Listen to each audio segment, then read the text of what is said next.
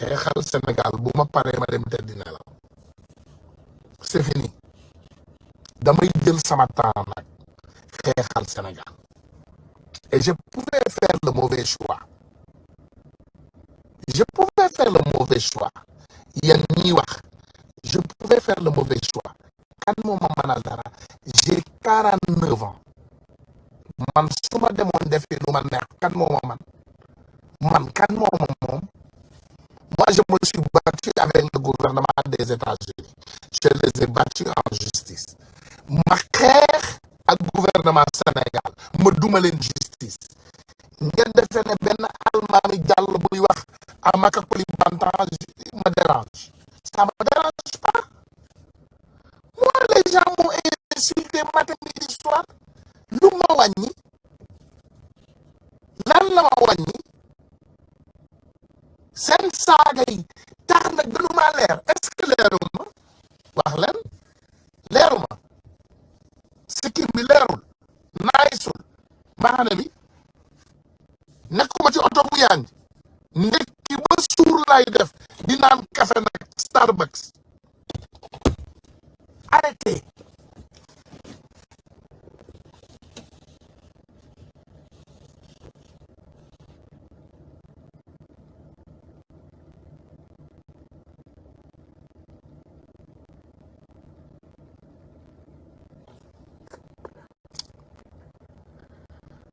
Jean Niass yow da nga ñàkk jom xaaral ma bloqué la bu sinon je ne voulais pas te bloquer mais yow da nga ñàkk xorom xam naa la ak xenetom moo la yónni pour nga ñëw fii wax sa wax yi ñàkk xorom yi je vais te bloquer parce que moi je n'aime pas les gens qui ñu amul xel quoi man bu may wax borom xel yi lay waxal allez dans vos pages et allez vous go jerk off xam ngeen man leen am bu ma bëggoon tey toog live ak yéen ci anglais man je ne suis pas complexé mënoon naa ñëw fii tey ma live anglais ba suba ci suba du ma def benn faute te du ma génn trace je serai direct I can stay here all night and speak to you guys in English and I will be straightforward and respectful and I will not commit one fault. That's the facts. Mais je ne l'ai pas fait parce que je ne suis pas complexe. Nse sino jam fo sini nali kuma mandi account. Nte fot killing kela. Mi do wari joda le do hajjango mi hala pula. Mi wata fot goto. La wata unire ma kumane nda kana diga musuni kan kanne. Nte fot bane nyana.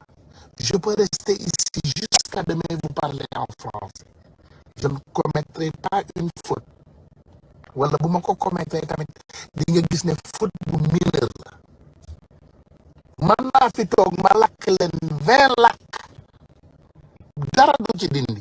Laaj leen ñoom live yi bu ñu ñëwee ci biir live yi ñi ngeen jàpp nii di ma suqatoo ne leen ñu lakkal leen benn lakk. La plupart de c'est des complexés dañu xat ci dara.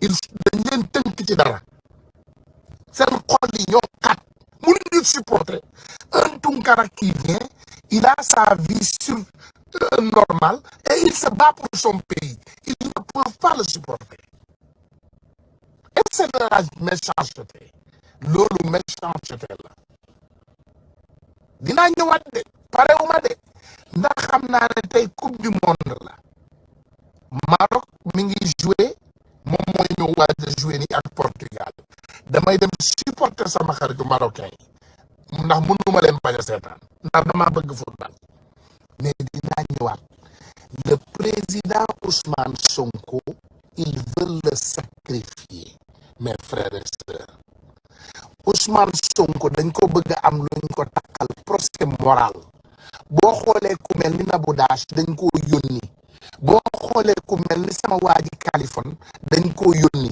yooyu ñuy wax bàyyi leen di gaaw di jël dara nit ku ne loo xam rek sa diggante ak yàlla la man daal xam naa vidéo amul audio amul c'est parce que ils savent que loolu du information loolu nous on le savait déjà on savait qu'il y a pas de vidéo et il y a pas d'audio que Sidi Ahmed Mbaye et Adji Sarr, ils ont déjà décalé ces caméras-là. Ñu yóbbu leen génnee leen foofu.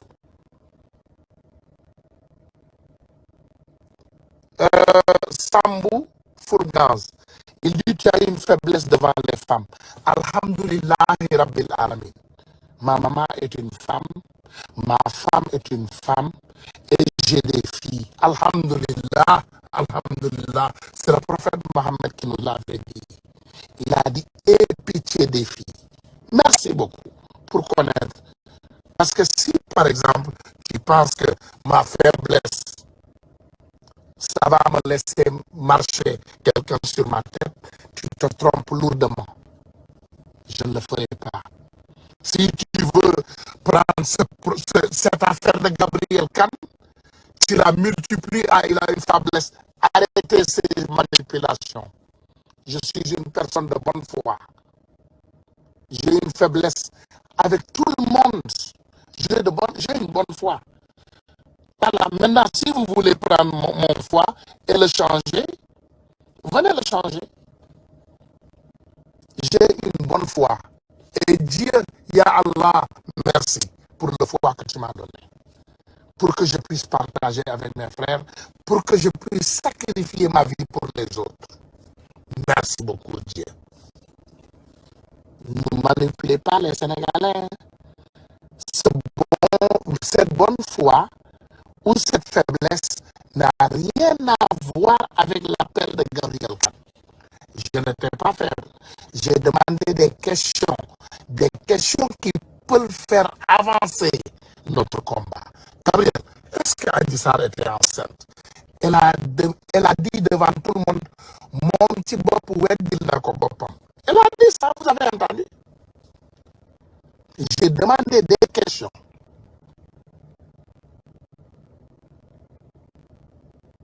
Voilà. Moustapha Faye, tout a été monté de toutes pièces. Exactement. Nous, on sait Ousmane Sonko. Ousmane Sonko, c'est bien dit dans le certificat.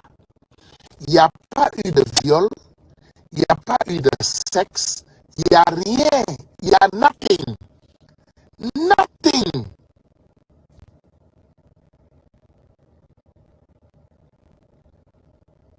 C'est ça la vérité. Déglu-les-moi encore, Sénégalais. Je pense qu'il y a beaucoup de monde qui se trompe de sentiment.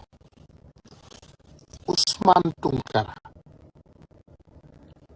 je ne suis intéressé de personne.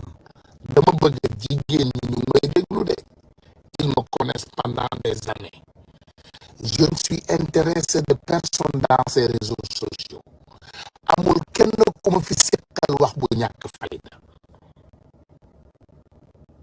Waxatuma la Gabriel Khan. Man soxlawuma xool Gabriel Khan comme jigéen. Il faut savoir que parmi nous, il y a des hommes qui n'ont pas besoin de ça. Am na ci ay góor yu mel ni ñun ay jàmm lañu. Mu ne na frustré pas Tounkara nag du seen morom ci Sénégal moo doy waar rek. Sénégal moo doy waar, Sénégalais doy waar. Sénégalais tu peux te sacrifier la vie bu pare nag mu ne moom moo la moom na man kenn jëndu ma de li may def nii yëpp c'est fi sabilillah. Je fais le don de soi pour la patrie. Le don de soi. Le président Ousmane Sonko nous a dit de faire le don de soi pour la patrie. Le don de soi pour la patrie. Le don de soi la wax. Mu ne kenn ku nekk ci ñun jëlal dërëm bi nga moom nga dugal ko ci xeex bi. Jëlal sa temps nga def ci xeex bi. Demal ngeen massifier. Grand maa ngi leen di ñaan Sénégalais yi te fii laay tëjee dinaa ñëwaat nag après mais fii laay tëjee maa ngi leen di saraxu nañu jàppale président Ousmane Sonko ci liggéey bi nañu yërëm président Ousmane Sonko. boo gisee ngeen may attaqué lu bari du ma leen faale Ousmane Sonko laa yërëm parce que xam naa ne ndeysaan fi mu ne nii xoolam baa ngi dagg.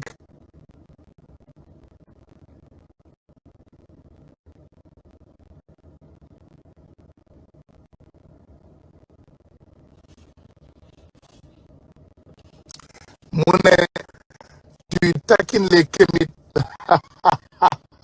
Gaussou, tu as vu au moins toi, tu es franc. Tu vois, je ne taquine pas les kémites. Les personnes que je taquine, c'est les personnes qui prétendent être des musulmans ou des chrétiens et nous infiltrer. Et maintenant, ils viennent et c'est des kémites et ils nous manipulent. Loolu, c'est ça que je ne tolère pas. Mais une personne qui est ce que la personne est, je la laisse avec ce qu'elle est. Parce que nous, on a ce qu'on appelle Suratul Kafirun en islam, qui nous dit lakum dinikum waliya din. Chacun et sa religion et on les laisse. C'est Dieu qui décide. C'est Dieu qui prend la dernière décision. Donc, je ne fustige personne dans leur religion. Je respecte le juif, je respecte le musulman, je respecte le chrétien et je respecte tout le monde. Même le PD, écoute-moi, hein, même le PD, la personne à deux noms là, qui a un copain PD, je le laisse avec ce qu'il veut. Là-bas, loin de moi. Avec ce qu'il veut lui.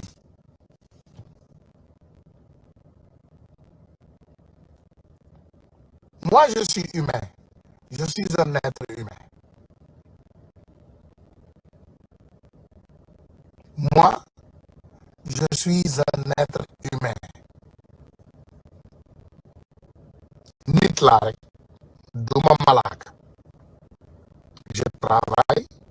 Parfois, je dis des choses qui n'arrangent pas certaines personnes. Parfois, je dis des choses qui arrangent certaines personnes. Mais jàng leen am xolu muñ. Je vais avoir cette grandeur. Je ne veux pas vraiment qu'on dérange ce débat. Ce débat n'est pas personnel. Battons-nous pour le président Ousmane Sonko.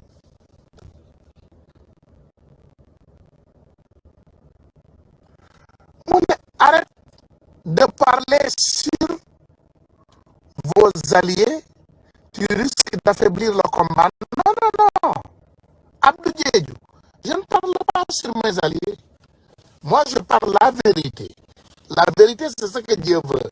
C'est les mêmes personnes qui sont sorties et ont menti sur mon dos que je clarifie les mensonges. Mola Morgan n'a rien fait. Il ne m'a rien dit de mal. Mola Morgan a bien dit que Ousmane Tounkara, c'est son frère et son ami. Et rien ne changera ça. Mais c'est les personnes qui le poussent, qui vont rentrer sur son live pour manipuler, pour essayer d'insulter et de dire du n'importe quoi. Ay fen. Man bi may focus, quand je focusais sur ce combat-là, ces imbéciles-là dormaient dans leur maison. Man Sénégalais bu ne xamal naa la ku ma xamal man, écoute-moi, ku ma xamal brin wu aliment xamal naa la saaku, ku ma xamal saaku xamal naa la tonne. Et je peux faire la guerre. Man ragaluma guerre. Je les attends tous. Une personne qui m'attaque, quand tu finis, Franco Layal et tu m'attends. J'ai vu une dame qui menace. Ku ñàkk jom kooku nekk Europe mi ngi menacé. Mu ne moom Ousmane Tounkara lay parel. Mais bu paree na Franco Lay ma ñëw defal ko subhana rabbil azim. Na pare. Ku ma laal la soo paree da ngay yàqu. Déggu leen li ma wax de. Lu ñu wax ci Ousmane Sonko ñu ne Sonko ku ko laal lan ku ko songu sanku man ku ma songu sanku dem leen xool ñi ma doon xeexal yëpp depuis le début allez regarder je suis un combattant moi léegi nag ma nekk ancien combattant parce que j'ai bientôt 50 ans dans quelques jours je suis un ancien combattant nag mais du ma bàyyi kenn yaakaar ne ci sama ginnaaw gii ngay dundee ça ne marchera pas ku ma jaay réewande ma jaay la fukki réewande maa leen gën a réew téeméeri junni yoon j'ai peur de rien nag ma wax leen ko amul lu may ragal man amul lu may yëngal seen réewande boobu jël leen ko ngeen yóbbu ko seen kër ndey gëmu leen salam ndeyam fi ngeen toog ci réseau yi di jaay seen bopp di càggatu dans les réseaux là vous êtes des prostituées des réseaux sociaux ngeen toog fii vous vous vendez aux enchères ah ñeeta la man de ma kii woona ma maanaam quand on finit man de di woona ma man de di woona ma tout c'est de prostitution vous êtes devenus des prostituées publiques man ku ma song ma sànk la je suis là ma moom sama lam parce que je ne vous ai pas répondu je n'avais pas de temps maa ngi toog nelaw di lekk jàmm allez-y ma xaar voilà gars yi nee nañu match bi commencé na allez regarder j'en arriverai inchallah gars yi kontaan naa trop ci yéen di leen ñaanal jàmm di ko ñaanal seen njaboot je vous dis encore une fois keroog lii laa bëggoon waxtaane bi Gabriel Kane duggee c'est ce problème de Nabou Dash parce que Nabou Dash a été armé pour qu'elle commence ses manipulations loolu Nabou ñun Sonko laalul kenn nobantewul ak kenn jegentewul ak kenn arrêtez vos manipulations c'est de la foutaise ça c'est un manque de respect pour Ousmane Sonko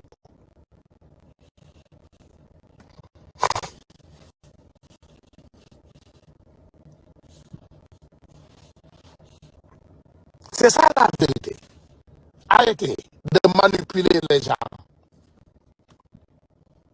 Nabou Dash lay waxal de boo leen paree dagg ko yóbbul ko nekk ko Ousmane Tounkara nee na da ngay manipuler cette manipulation ne marchera pas voilà Sonko aji bàyyi rek dafa laa laal nobatu la c'est mentir aux Sénégalais Ousmane Sonko laalul Adji Sarr jegewu ko raayu ko foonu ko xuriwu ko wokku ko Gabriel ak Nabou Dash ay xarit lañu donc si Nabou Dash commence sortir et dire du n'importe quoi à Ousmane Sonko je questionne sa sincérité voilà wala ñu jéem a changer débat vous vous rendez compte que fan yëpp lan ngeen di dégg procès parce que le procès c'est pour gâter le casier judiciaire du président Ousmane Sonko. Vous connaissez Success Master Success, le jeune Tchadien qui Ousmane Sonko aime beaucoup, qui était candidat présidentiel au Tchad.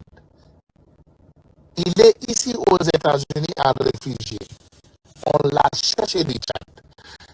Le fils de Idriss Déby le cherchait pour le tuer. Il a fui du Tchad. Il est ici aux États-Unis. Pendant ce temps, on a Ousmane Sonko au Sénégal. Ousmane Sonko est là-bas, il risque sa vie. Ils sont en train de cueillir les patriotes autour de lui. Pendant ce temps, ces imbéciles qui sont dans ces réseaux sociaux-là, ils disent qu'on va affaiblir Ousmane Tounkara et on va l'éliminer. C'est vous les infiltrés. Yéen ay infiltrés. Yéen ñi bëgg a yàq Ousmane Tounkara. Le barrage entre Ousmane Sonko et Macky Sall que vous voulez les casser. C'est vous qui sont les infiltrés. Yéen ay infiltrés. Ndax man j'ai prouvé mon point. Ndax man Ousmane Sonko bu ne cotiser damay cotiser. Ousmane Sonko bu ne génn leen ngeen campagne damay génn campagne. Ousmane Sonko bu ne génn leen marche damay génn marche. Vous ne le faites pas. Vous restez derrière vos écrans et vous voulez m'affaiblir moi. Pourquoi? Je vous demande. C'est vous les infiltrés. C'est vous les manipulateurs. Yéen ay bandi yi. C'est vous qui voulez gâter ce combat. Mais man xam naa li may def bu baax. Man judduuma démb. Je ne suis pas né hier. J'ai presque 50 ans. Man Ousmane Sonko, quand il me salue avec 2 mains, je le salue avec 2 mains. Il a mon respect, j'ai son respect. C'est un homme que je respecte. Donc, nañu continuer xeexal président Ousmane Sonko jàppale ko. Bés bu ma demee ba combat intéressé tuma, je vais lâcher et aller dormir chez moi. Kenn du ma mënal saa la yaay ndeer man. Mais je vais vous dire que ces manipulations, arrêtez-les. Je connais tout le monde. Moi, mon téléphone, c'est public. Combien de personnes m'appellent chaque jour? Wax leen ko. Yéen ñu bari ci fii da ngeen may woo di ma envoyer message. Je reçois 1000 messages par jour. 1000 ou plus. De partout du monde, dans le monde. De tout le monde. Des Ivoiriens, des Maliens, mon frère, aide-nous aussi, des Togolais, des Congolais. Ah, mon frère, on t'aime, on aime le travail que tu fais pour ton pays. On m'invite partout dans le monde. Je parle avec tout le monde. Je connais tout le monde. Personne ne va me dicter qui parler ou qui ne pas parler. Personne n'a. Ça, c'est mon choix personnel. Vous m'appelez moi, Yen Wirngen, Yen les Sénégalais normaux. Vous m'appelez moi et me taxez de comploteur. Est-ce que vous êtes OK parfois? Vous regardez Ousmane Tounkara que je connais. Man naa défendre de. Je peux me défendre. Yenn saay Sonko la yërëm. Man amul ku ma ragal ci àdduna bi. Je vais vous dire une chose. Il n'y a pas cette personne dans ce monde. Sonko xam nga lan moo tax ma bëgg ko. C'est parce qu'il s'est sacrifié la vie pour mon pays que j'aime très fort.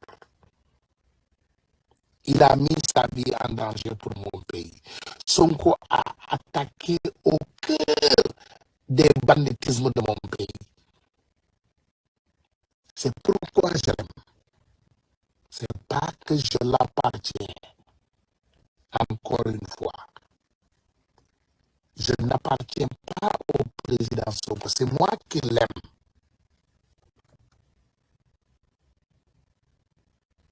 Voilà. C'est moi qui aime Sonko. C'est ça. Loolu mooy dëgg. Tu es faible devant les femmes, c'est ton problème.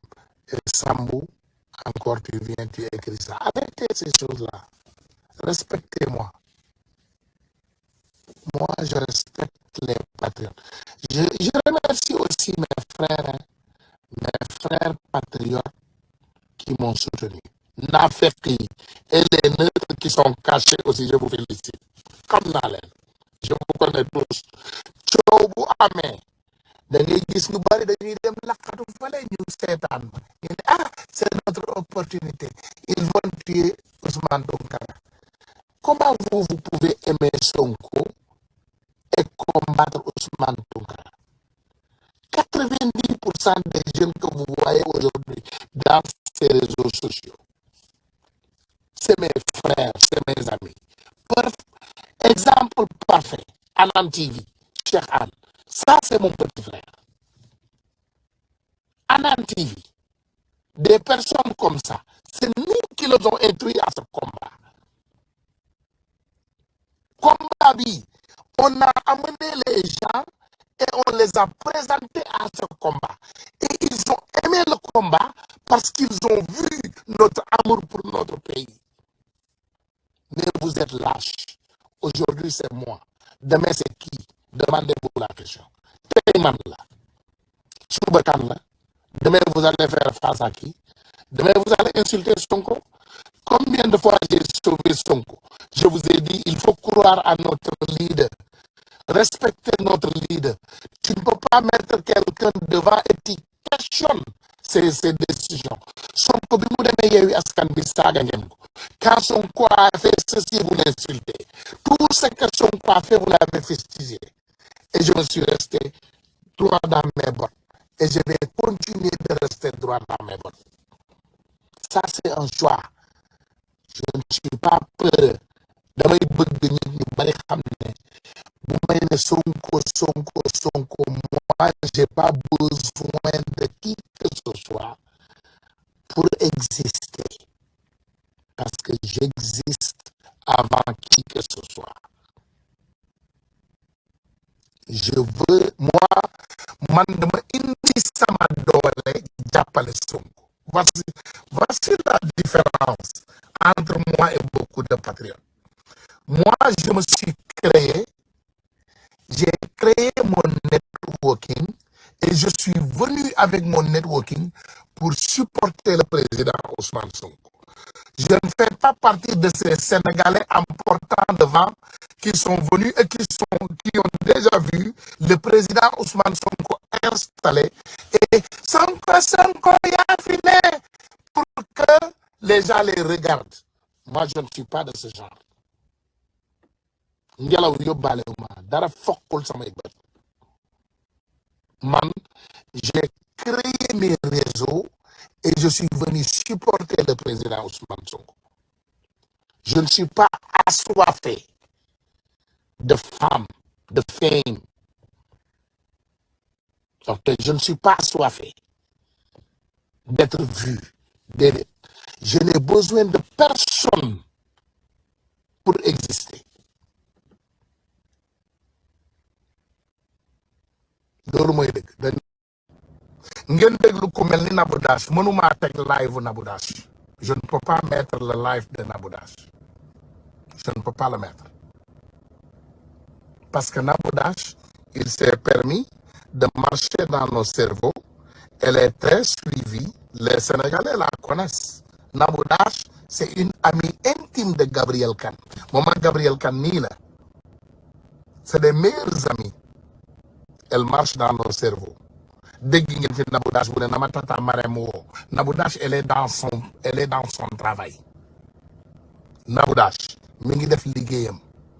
Elle fait ce qu'elle peut parce que Sénégal dafa bari ay nandité ay nit yoo xam ne dañu defee ne mën nañoo dox ci maayanu Sénégalais yi. Nabou Dash sort, elle nous dit waa Ousmane Sonko de waa aji muñal Ousmane Sonko violé wu la ñun ñëpp xam nañu waaw loo leen sekk nag yéen a ko sekk bu la tëddee wala nangam Nabou Dash da ngay fen ci moom Ousmane Sonko masul tëddee Adji Sarr et ça on le sait. Pourquoi ngeen di manipuler l'opinion? Pourquoi vous manipulez les Sénégalais? Pourquoi vous marchez dans nos têtes? Pourquoi ngeen di fooye xelu Sénégalais? Pourquoi vous marchez dans nos têtes? Gis nañu avocat bu dem ci télé TFM mu taal carrément adduna bi yëpp di ko seetaan. TFM laa la wax de. Xam nga lu mu fa def? Mu jël audio bu ñu manufacturé, audio boo xam ne Sonko mi ngi doon wax ci Macky Sall la. Et merci choix yi moi by the way pour wan leen ne man awma noonu ci combat bi. Man sama focus c'est de libérer le président Ousmane Sonko de ses sorciers, qu'il soit candidat mu dem 2024 gagner ay élection. Waaye yéen bu ma leen toppee dinaa leen tegal vidéo bu leen di déglu loo ne ñoom seen sujet c'est de travailler jusqu'à ce que Ousmane Sonko ne pourra pas être candidat. Balaa may ñëw ci loolu ma tegal leen li nga xam ne moom mooy El Hadj Diouf, El Hadj Ousseynou Diouf ñun ñëpp ñu gis ko mu dem TFM di wone vidéo fen tapale sos adduna bi yëpp di ko seetaan sur un plateau de télé. Pape Ngagne Ndiaye xam ne El Hadj Diouf li muy teg nii c'est illégal mais moom Pape Ngagne Ndiaye ba léegi mu jël affaire bi mu teg ko mu indil ñu caay-caay bi pour lan pour tout simplement manipuler les opinions nañu dem ñu déglu ko.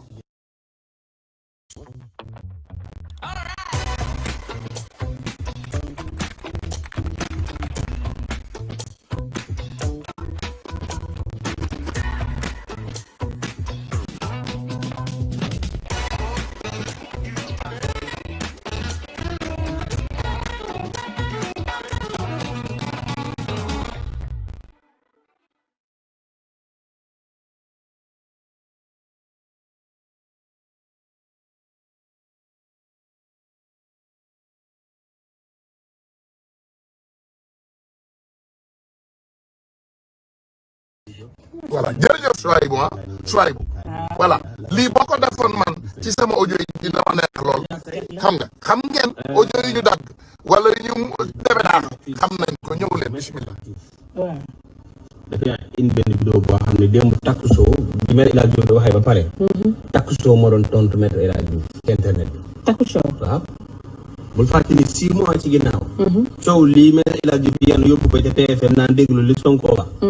defoon nañ ko fii waaw léegi dañ ko dagg dugalaat ko ci internet moo doon tontu Maître El Hadji Diouf léegi Maître nag victime la lu tax mu nekk victime nag moom lañ bëgg lu tax mënoo woon indiwaat loolu moom lañ tere boobu waaw mais dañuy déglu di Maître ba pare d'accord télé ba mu dem wax dëgg yàlla ma jàppale télé bu crédible la lam fa toog di ko wax ñu dem xooli premier élément bi lan la Maître wax démb ca TFM après ñu dellu si waat écoutez yi nga mën a dara taal man yore naa fii kii mu ne mu ne regarde bu almet bii taal dëgg bi am naa ko.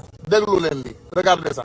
am na vidéo boobu. flagrant. il faut xëy moom kii moom Sénégal la bañ Sénégal la bañ mu ngi nii mu ne am na bii taal dëgg bi am na ko. mu dégg mu wax mu ngi nii mu ngi nii maa la ko jox parce que sinon boo ko tegul dafay mel ni wax na ko. dama la koy tegal dama la koy tegal. man su ma dégg fenn fu Ousmane Sonko waxee ni almet bii taal dëgg bi maa la koy tegal bu dee dana metti maa koy tegal en attendant nga koy tudd dama bëgg nga tontu ma ci leneen si léegi rek ma tegal ko léegi sarax ma rek ma tegal ko non amul sarax ma maître soo bëggee jàppoo ni dafay xaw a non mais man minute almet ñi ma doon wër boobu ba léegi pour taal dëkk bi almet boobu jot naa ci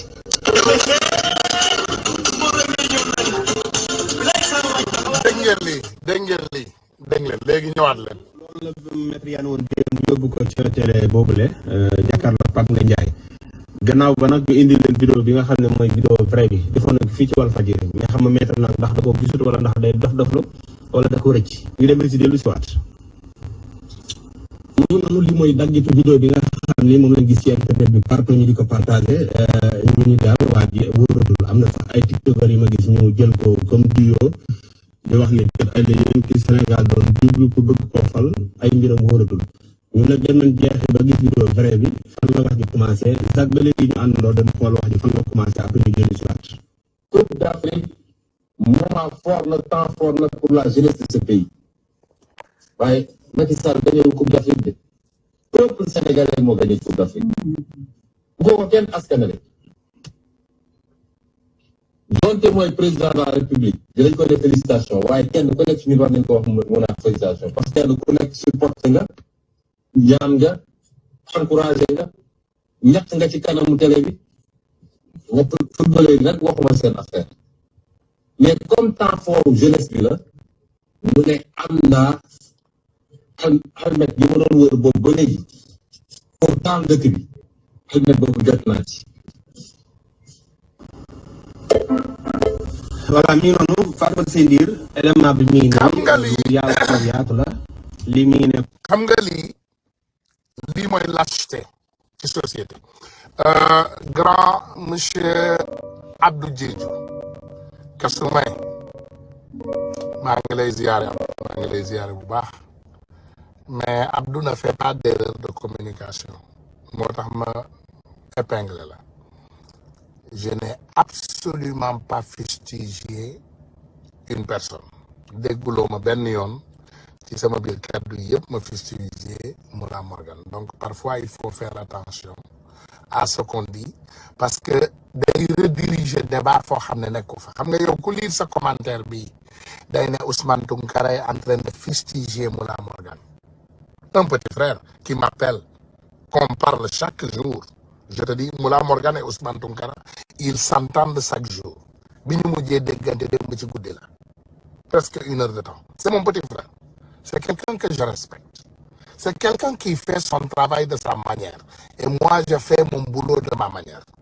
Donc, c'est seulement faire une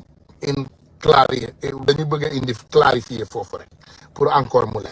Voilà, donc il n'y a pas de fustiger Moula Morgan. Merci beaucoup. Léegi ñu continuer ci waxtaan bi nga xam ne moom la ñu doon waxtaan. Gars yi man maa ngi ci focus 2024 de xam nga kañ laa tàmbali focus 2024 2022 bi mu tàmbalee laa tàmbali focus 2024 élection législative dafa jot ma campagne député yi ñu war a fal Sénégal yëpp ñu fal leen élection local jot ñu campagne li ñu war a fal maire yi ñu war a fal yëpp ñu fal leen loolu moo am élection législative bi mu jotee fii ci Amérique man dama sol sama yére dem campagne amul nag sama xarit yi waa Pastef les braves dames que je connais comme ay Marie-Jeanne ay ñoom Aïcha Touré ay sama frères yi bari nañ fi ku lim juum la Grande Ndiaye ils sont là mais boo leen woo woon téléphone nga woo waa Pastef yëpp nga leen kan moo gën a campagne Ousmane Tounkara kenn mënul wàccee sama loxo ak grand Mame Thierno Ndiaye macha allah amul benn doomu aadama qui peut me descendre la main kan laa ko amel je le dois à qui man kan laa amel pour dem campagne je suis allé en campagne pour élire les députés du président Ousmane Sonko mais je ne le dois pas man ameluma kenn dara je l'ai fait par conviction man maa jël sama temps sama énergie sama essence sama xaalisu bopp ma daw ma dem xeex pour que le président Ousmane Sonko ait le maximum de députés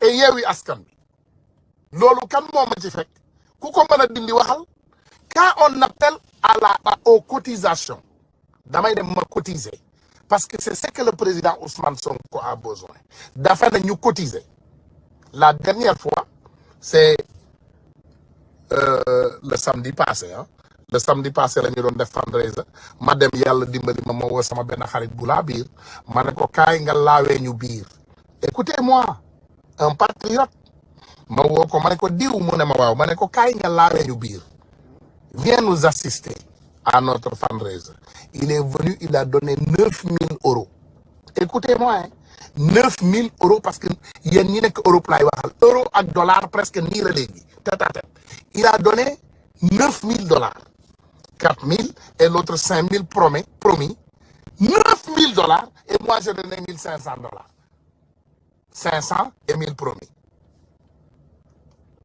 léegi yéen bu ñu leen di woo yéen ñi nekk Paris sama xaritu liveur yu baax yooyu yu yanj yooyu yu garaaw yooyu nga xam ne yéen toujours vous faites de grosses révélations ngir yàlla dem leen ngeen cotiser ci projet bi il faut cotiser mettre de l'argent lii moo la te bu ñuy woote campagne ngeen génn campagne mbir mi yëpp du paste rek xam nga réseau yi neex na lool toog ci ginnaaw télé di wax di xas keneen ki di wax di se conscientiser wonderful mais président Ousmane Sonko nee na ñu génn ñu dem defi ay porte à porte ñu wax nit ñi ñu enregistré wu pour voter te ba pare bu ñu leen enregistré loo pour voter ñu fexe aussi ñu cotiser parce que Pastef parti la bu amul xaalis bébé la dañ ko war a tette xam nga bébé boo ko juree sa biir kër nee na tuuti doo ko de wuti liggéey danga koy toppatoo mu màgg Pastef noonu la mel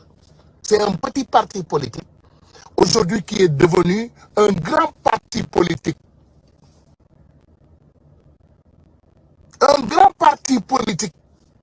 pour ñu xeex mais sama yeneen xarit yi moom ñu ngi ci ay woote licci waaw kaay lañ ñu indi licci Ndeye Khady Ndiaye boo leen ko defaree licci dajale 1 million ngeen yëkkati 250 000 jox ko ngeen ne ko li ci des nag da ngeen ko bokk ak ay nit et pourtant vous avez utilisé le nom de Ndeye Khady Ndiaye pour faire le licci. Arrêtons les manipulations, arrêtons les mensonges, arrêtons d'essayer de salir nos frères et nos sœurs loolu du yoon yàlla dëgg la bëggul fen barki démb ba léegi yéen a ngi fi di tëbakat dal pourquoi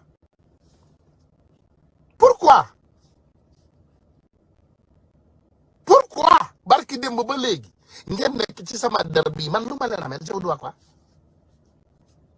ay fen ay sos ay tappale Mollah Morgan taal na live am muy sama rakk ju baax mu ne leen vraiment il se sent dégoûté parce que y a Gabriel Kane qui m'a appelé dans un live j'ai participé avec mon frère Mollah voilà Mollah son téléphone était faible parce que déjà damay leeral dara mënuloo muter benn nit ci téléphone yéen ñaar ñëpp ci benn live bi ngeen ne y a un seul bouton de mute quand je mute Mollah damay muter sama bopp loolu mooy dëgg quand je mute Mollah damay muter Ousmane Tounkara donc mënuma muter Mollah loolu mooy dëgg c'est ça la vérité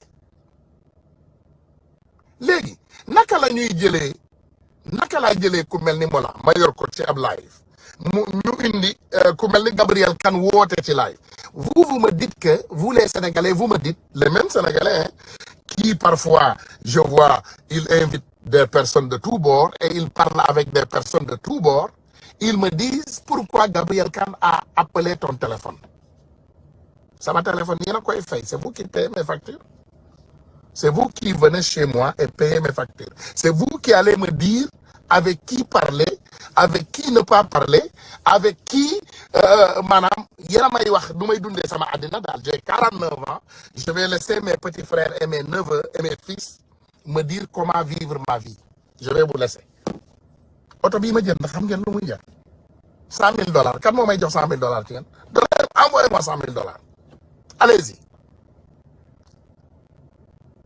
envoyez-moi $100,000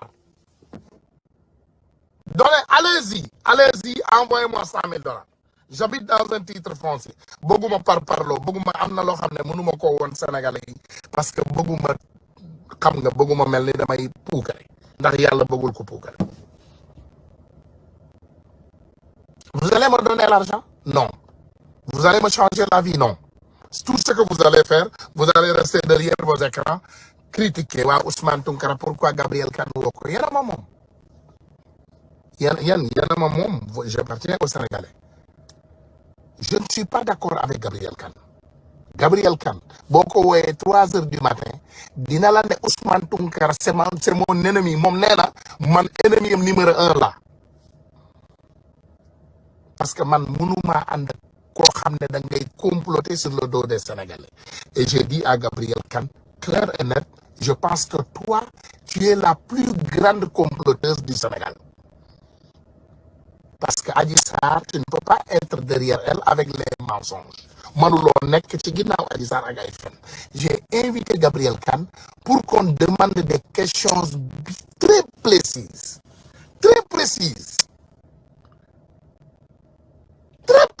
laa wax maanaam Gabriel Adji Sarr dafa biir Gabriel Adji Sarr am na doom Gabriel certificat médical bi lan moo ci ne Adji Sarr dañ ko violé Gabriel Adji Sarr li mu leen wax ana film yi Gabriel Adji Sarr ana photo yi c'est pourquoi j'ai laissé Gabriel Kane entrer ici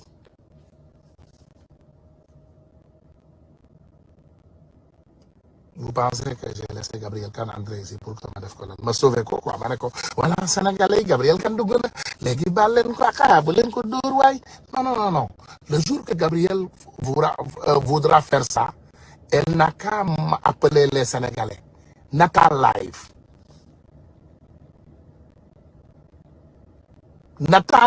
moom mu ne Sénégalais yi jéggal leen ma wala mu ne Sénégalais damay xeex ak yéen man loolu lay def su ma amee pour wax j'allume mon live à moi-même déglu leen pendant le temps que nous on est concentré sur Ousmane Tounkara qui n'est moi je suis pas candidat présidentiel au Sénégal hein.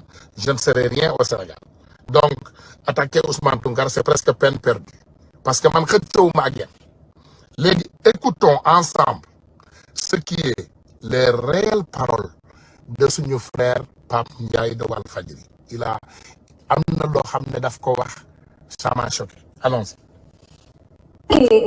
procès mën na ci am. ñu ci bari duñ wax comme ni nga ko joxtee ne procès la ñu jëm mais damay dégg ñuy wax ne su fekkee dama ñoree procès moom Ousmane Sonko warul jógee këram dem procès. dans les normes prison la war a jógee dem procès est-ce que loolu la koy dëggal. waaw loolu laaj bu am solo la. bu fekkee ne doyen des juges dafa décidé ne joxe noonu day yóbbu mbir mi ñu àtte ko. faw Ousmane Sonko dem prison. waaw mën na ñàkk. yoon moo ko tëggee moom. doyen des juges déglu leen bu baax li may wax ñaari possibilité la am seetal ko may ko noonu wala yóbbu ko ñu àtte ko bu décidé ni dañuy war a yóbbu Ousmane Sonko loolu mooy égal Ousmane Sonko dafa war a dem prison. ndax tribunal bi ñu war a àttee wàllum viol foofu pour ñu àtte la ko faw nga dugg kaso. am na solo de mënul nekk wala. donc su leen liggéey ñu ne doyen des juges décidé na renvoyer mbir mi jugement. loolu mooy doyen des juges décidé na ne Ousmane Sonko dafa war a dem prison. ndax chambre criminelle pour nga comparaître fa da ngay constituer prisonnier ay jours avant yëf yi. donc bu ñu jàppee ne procès dina am jàppale ne kon justice décidé na Ousmane Sonko dafa war a dem prison. non lii rek ko koy tax a tere dem prison bu ñu décidé procès day am parce que chambre criminelle moo ko war a àtte. chambre criminelle pour ñu ko xam mooy ancien cour d'assises. cour d'assises la ñu soppi tur bi. donc foofu doo fa comparaître libre bala nga fay comparaître da ngay constituer prisonnier faw nga dem prison ba pare. donc loolu mooy li nga xamante ni moom moo ci am. loolu mooy sew-sew bi ci laxas. avec tout ça. waaw. L'entourage de Ousmane Sonko est vide. Les jeunes patriotes qui faisaient les lives autour de Ousmane Sonko, ils sont tous arrêtés. Ndongo Diop dem na ki ci mujjee mooy Diop Taïf je ne sais pas notre frère là Diop Taïf dem na ñoom Papito Kara jàpp nañu leen les Ousmane Diagne ki nga xam ne fu Ousmane Sonko daan dem day daw moom it mu yor caméra am il est parti. Toutes les personnes qui montraient Ousmane Sonko en temps réel, ils ont été cueillis et mis en prison. laaj leen seen bopp demandez-vous la question lan moo waral Macky Sall lépp lu wër Ousmane Sonko ci wàllu sécurité ak ci wàllu visualité mu bëgg ko jàpp suñu caméraman ba on l'a assassiné fàtte ngeen suñu caméraman ba suñu boy bu xarañ ba te mu àndoon ak suñu garde corps yi ils ont été assassinés par ce gouvernement de Macky Sall. C'est que Sénégal nag kenn ñemewul wax dëgg parce que ñi nekk Sénégal dañuy xam dëgg yenn saa yi waaye ñemewuñu ko wax comme notre frère Fulbert Sambou et Didier Badji ils ont été assassinés waaye ku nekk Sénégal bu juumee ba wax ci ñu jàpp la donc tey dem nañu ba Sénégal kenn waxatul tu vois j'ai vu un post de mon autre frère Moustapha Niam qui dit que tout le combat du Sénégal maintenant se fait dans les réseaux sociaux kenn génnatul kenn xeexatul kenn waxatul lu ci jëm léegi maintenant la seule chose que nous avons le temps pour faire diw sàcc la diw reykatu nit la baayam moo rewoon kii ndeyam moo fenoon fii baayam moo demoon fële diwam moo demoon guerre c'est ça le combat du Sénégal aujourd'hui. Et les personnes qui le font c'est des manipulateurs gars yi man am naa énergie xeex de waaye parfois dama ko jombal sama bopp seen tàppale yi xam naa ko je connais mes frères man xam naa ay Akhenaton xam naa la ba mu jeex tàkk parce que on était ensemble man maa la daan ubbil nga taal ma taal live may la nga wax une trentaine de minutes les trucs sont là Akhenaton man maa la introduire Sénégalais yi maa la daan ubbi live nga dugg wax ba doyal après loolu ngay dugg ci ñoom Mati Tubaab Pom ak fépp c'est moi qui t'a introduit au monde man nu ma leen di bañee Guigui c'est un petit frère qui me respectait beaucoup quand même léegi nag xam nga dafa réew xam nga léegi xale yi ñoom dañuy réew dañuy jékki-jékki rek yëg seen bopp commencé jaay réewande ay xattar nangam ay sëriñ si nangam ay lii nangam loolu réewande la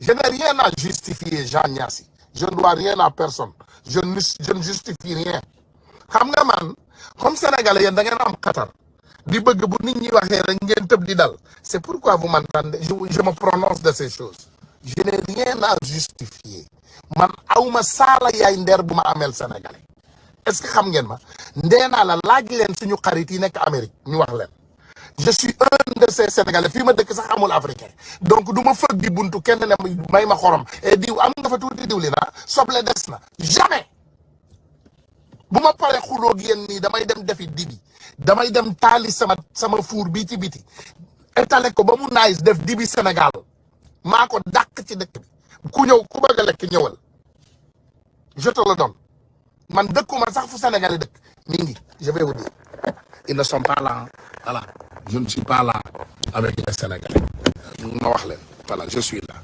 wax leen ma fu Sénégalais nekk fii amul benn Sénégalais bu fi dëkk y a aucun Sénégalais zéro mi ngi nii aucun amul benn Sénégalais bu fi ne y a aucun zéro nada. fu Union européenne ak Sénégal ànd di liggéey Sidia ak Abraham daje ànd gagné. man damay bay di sàmm fii si Thionckessil bokk naa itam benn mbootaay liggéeykat ndimbal bi Union européenne indi fii si mbootaay mi tax na ba Abraham mën a ñëw fii di ñu tette si liggéey bi léegi sama frère la. liggéey bii wan na ma ne dund tedd ci village bi mën na nekk la. fu Union européenne ak Sénégal ànd di liggéey bërëb liggéey am di yokku liggéey gën a bari Union européenne ak Sénégal daje ànd gagné. amul benn bu ñu woote fii lay jóge conduire des kilomètres ma dem fekki Sénégalais yi ci seen koñ waxtaan ak ñoom je sors d'ici je vais des kilomètres pour chercher les Sénégalais dans les quartiers où ils habitent pour me combattre ngeen nekk fii booba ba léegi di ma xas jàpp sama deret bi ngeen naan ko barki de raxasal ngeen ma samay bakkaar yëpp barki dem ba léegi man dama leen faale. Vous me faites quoi? Vous me faites quoi? Man mën naa abandonné man su ma neexoon ma def lu ma neex mais defuma ko je ne l'ai pas fait je suis resté ici hein. J'ai écouté j'ai souffert j'ai patienté ma leen di déglu parloo bi j'ai tout fait. On se bat pour notre pays. Merci mon frère Cissé Sidi. On se bat pour notre pays. Man dama am gàcce bu ma gisee nit ku mel ni Ousmane Sonko. Il ne sort pas du Sénégal. jéemul daw demul France demul fenn mi ngi toog Sénégal. Il met sa famille en danger. Ousmane Sonko, il a risqué sa famille. Il risque sa vie ma xool ko ma ne kii de jar naa jàppale parce que loolu la yàlla ak yonentam bi wax parce que quand on voit une personne qui peut changer un pays on le soutient loolu moo ma dugal ci combat bi pour soutenir Ousmane Sonko. Les gens qui focus 2024 focus 2023 là c'est les mêmes personnes qui n'ont jamais soutenu le président Ousmane Sonko mënuñu ko digérer ñi bëgg Ousmane Sonko nii tey ils sont derrière l'original man hier laa fi ñëw musuma fay musuma dellu ginnaaw ku mës a gis vidéo bu Ousmane Tounkara masa ñëw même 10 minutes ne bàyyi naa Ousmane Sonko indil ma ko je n'ai jamais laissé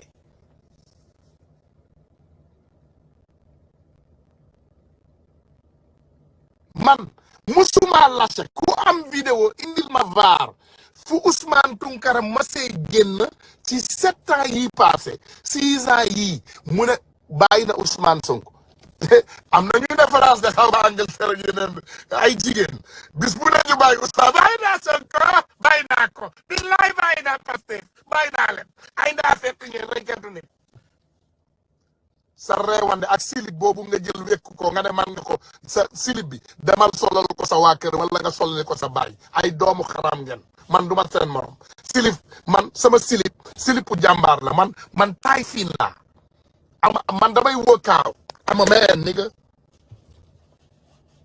naqar bi leen dal man teguma leen ko ku bëgg a visibilité rek nga ne ci mbirum Ousmane Tounkara la ñuy wax xaaral ma dem attaqué ko waaye ma ne dama dem attaqué ko ñàkk jom am naa jot dem leen ku pare nga abal ma yàq la dama leen di déglu tous yéen ñëpp dama leen di déglu du ma lebal kenn du ma may kenn dara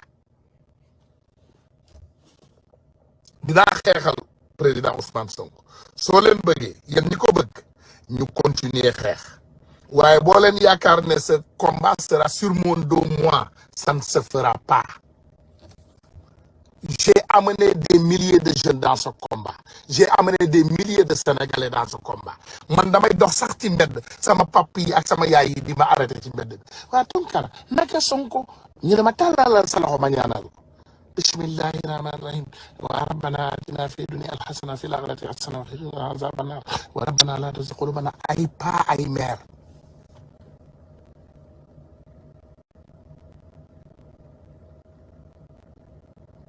Moi, je ne suis pas dans le mana Jean Niass loolu problème mu Djidji laa xalaat yéen a xalaat loolu yéen war ngeen xam ndax man mana lay def ou non yow war ngaa xam loolu man bu doon mana damay supérioriser sama bopp sénégalais yi man je ne suis pas low class man du ma low class il faut nga xam loolu seen tappale yi ngeen di def.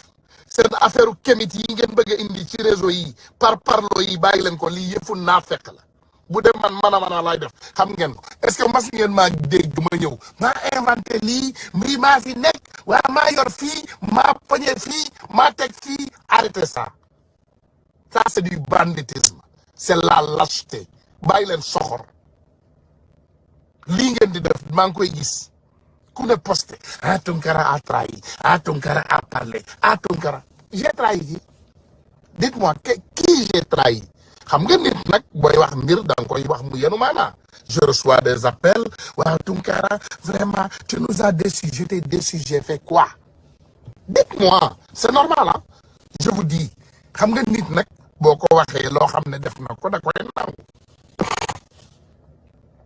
dites-moi ñëw leen ngeen ne ma kii la Ousmane trompé amul kenn ku ma masa trompé amul kenn ku mën a ñëw taxaw y a d'autres qui écrit il fait des affaires avec Pape Diop lui il a trahi ça fait longtemps il fait des affaires avec Pape Diop le traître mon ami moi je suis un homme d'affaires de carrière wax naa leen ko fàttali naa leen ko moi mon papa était diamantaire à l'âge de 17 ans j'étais déjà dans les affaires ci ñi ma xam quand j'ai connu 1 million d'euros wala 1 million de dollars j'avais 23-24 ans bi may jënd Rolex bi nit ñi di takk montre 50 000 euros man j'avais peut-être 27 ans sama rakk moo géey bi ngeen di gisoon fii barki démb mu nekk ci li mu nekk ñooñu sama ay doxande lañu ñooñu ci sama ay tànk lañu topp loolu man maa ko doon def Amérique man maa daan jël ay saalu 70 000 euros di invité ay nit ñu reer c'est moi qui faisais ça bàyyi leen sénégalais yi ngeen bàyyi yabaate bi ngeen nekkee di fontoo nit ñi di jël ay kaddu yu ñaaw di ko teg ay doomu aadama di sosal nit di ko fenal di ko waxal lu dul dëgg man soxlawuma xaalisu kenn doxande Macky Sall yi samay xarit lañu nit yu gën a jege Macky Sall les personnes les plus proches de Macky Sall j'ai beaucoup d'amis là-bas dans ce parti de Macky Sall dama xam ñu bari man li ma xam dafa bari c'est beaucoup de personnes qui me connaissent et j'ai refusé j'ai fait mon choix de me battre pour Ousmane Sonko boo leen woowoon Ousmane Sonko ci boppam moom il m'appelle 1 million marche la may wooye Ousmane mais comme 1 million marche xam na ma il me connaît bien c'est un jeune qui est pertinent que j'aime Ousmane Sonko man gëmeewuma ko mais loolu ça c'est mon choix man ragaluma attaque de dama bëgg bu ma pare yéen ñëpp ngeen dem poster seen Facebook saaga ma loolu laa bëgg ngeen xool ndax faale naa leen faalewuma loolu su ma paree su ma waree waxaat damay taal live bi ma wax li ma pare li ma bëgg a wax su ma paree ma tàggatoo boo leen di saaga gis nga la plupart boo leen di saaga ndeysaan mi ngi fekk maa ngi dibi teg ataaya du ma seetaan bu ma naanee ataaya ba pare may lekk dibi lekk soble sama benn xarit mooy capté benn poste nit rek yónnee ma ko ma ubbi je dis mais c'est quoi ça muy sama benn sœur ma dem ci page borom xool ndeysaan man xol bu rafet bi ma commandé ma ne ah mais waaw soxna si lu xew ma gis sama benn xarit bu ne je suis fâché ma ne ko waaw bul mer waay noonu laay gisee les postes c'est des personnes qui vont me faire des captures d'écran et me montrer les choses wala ñu ne ma diwa ngi live de nee na nangam nit ñooy def loolu mais bu dee man ak yéen rek li ma ameel Sénégal mooy jël sama temps xeexal Sénégal bu ma paree ma dem tëddi nelaw c'est fini damay jël sama temps nag xeexal Sénégal et je pouvais faire le mauvais choix yéen ñiy wax je pouvais faire le mauvais choix kan moo ma mënal dara j'ai 49 ans man su ma demoon defi lu ma neex kan moo ma man kan moo ma moom moi je me suis battu avec le gouvernement des États-Unis je les ai battus en justice ma xeex ak gouvernement Sénégal ma duma leen justice ngeen defee ne benn almaami jàll buy wax à Makakolibantan me dérange ça me dérange pas moi les gens m'ont insulté matin midi soir lu ma wàññi lan la ma wàññi seen saaga yi tax na gënuma leer est-ce que leeruma wax leen leeruma sikkim bi leerul naysul mbaxana bi nekkuma ci oto bu yànj ndekki ba suur laay def di naan café nag Starbucks arrêtez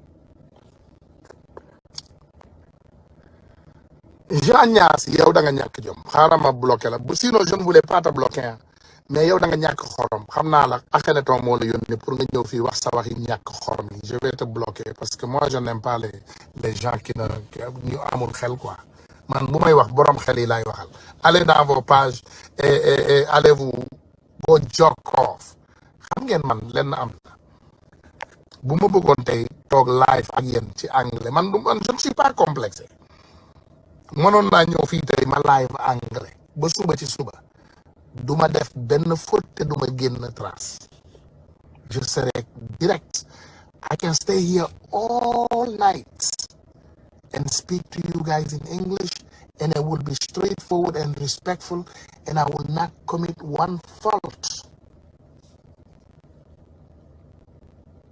That's a fact. Mais je ne l'ai pas fait parce que je ne suis pas complexe. Nse sino jam fo sini nali kuma mandi account. Nte fot kilinkela. Mi wayi joda do hajjango mi hala pula. Mi watta fot goto. La wata hunu yere ma kumbane ndaka na diga musuni kan kanenga. Nta fot bane nyana. Je peux rester ici jusqu'à demain vous parler en français. Je ne commettrai pas une faute. Wala bu ma ko commettre tamit di nga gis ne faute bu mineur la. Man naa fi toog ma lakk leen 20 lakk dara du ci dindi laaj leen ñoom liveurs yi bu ñu ñëwee ci biir live yi ñi ngeen jàpp nii di ma suqatoo ne leen ñu lakkal leen benn lakk la plupart de c'est des complexés dañu xat ci dara dañ leen tënk ci dara seen xol yi ñoo xat mënuñu supporter un Tounkara qui vient il a sa vie normale et il se bat pour son pays ils ne peuvent pas le supporter. Et c'est de la méchanceté loolu méchanceté la dinaa ñëwaat de parewuma de ndax xam naa ne tey coupe du monde la Maroc mi ngi joué moom mooy ñëw waaj a joué nii ak Portugal damay dem supporter sama xaritu marocain yi ndax mënuma leen bañ a seetaan ndax damaa bëgg football mais dinaa ñëwaat le président Ousmane Sonko ils veulent le sacrifier mes frères et sœurs Ousmane Sonko dañ ko bëgg a am luñ ko takkal procès moral boo xoolee ku mel ni Nabou Dash dañ koo yónni boo xoolee ku mel ni sama waa ji Kaliphone dañ koo yónni yooyu ñuy wax bàyyi leen di gaaw di jël dara ah nit ku ne loo xam rek sa digganteeg yàlla la man daal xam naa vidéo amul audio amul c'est parce que ils savent que loolu du information loolu nous on le savait déjà on savait qu'il y a pas de vidéo et il y a pas d'audio parce que Sidi Ahmed Mbaye et Adji Sarr ils ont déjà décalé ces caméras-là ñu yóbbu leen génne leen foofu Sambou Fulgance il dit tu as une faiblesse devant les femmes alhamdulillahi rabbil alamin ma maman est une femme Ma femme est une femme et j'ai des filles. Alhamdulillah, alhamdulillah. C'est le prophète Mohammed qui nous l'avait dit. Il a dit, aie pitié des filles. Merci beaucoup pour connaître. Parce que si, par exemple, tu penses que ma faiblesse, ça va me laisser marcher quelqu'un sur ma tête, tu te trompes lourdement. Je ne le ferai pas. Si tu veux prendre cette affaire de Gabriel Kane, tu la multiplies, il a une faiblesse. Arrêtez ces manipulations. Je suis une personne de bonne foi. J'ai une faiblesse avec tout le monde. J'ai une bonne foi. Voilà, maintenant, si vous voulez prendre mon foi et le changer, venez le changer. J'ai une bonne foi. Et Dieu, Ya Allah, merci pour le foi que tu m'as donné. Pour que je puisse partager avec mes frères, pour que je puisse sacrifier ma vie pour les autres. Merci beaucoup, Dieu. Ne manipulez pas les Sénégalais. Hein. Cette bonne foi ou cette faiblesse n'a rien à voir avec l'appel de Gabriel Kane. Je n'étais pas faible. J'ai demandé des questions qui peuvent faire avancer notre combat. Gabriel, est-ce qu'Adji Sarr était enceinte? Elle a dit devant tout le monde, mon petit bop weddil nako bopam. Elle a dit ça, vous avez entendu? J'ai demandé des questions. Voilà. Moustapha Faye, tout a été monté de toutes pièces. Exactement. Nous, on sait Ousmane Sonko. Ousmane Sonko, c'est bien dit dans le certificat.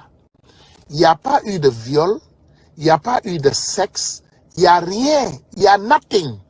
Nothing.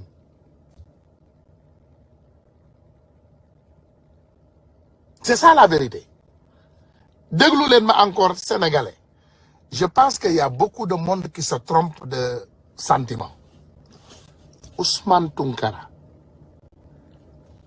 Je ne suis intéressé de personne. Ils me connaissent pendant des années. Je ne suis intéressé de personne dans ces réseaux sociaux. Amul kenn ku ma fi sekkal wax bu ñàkk fayda.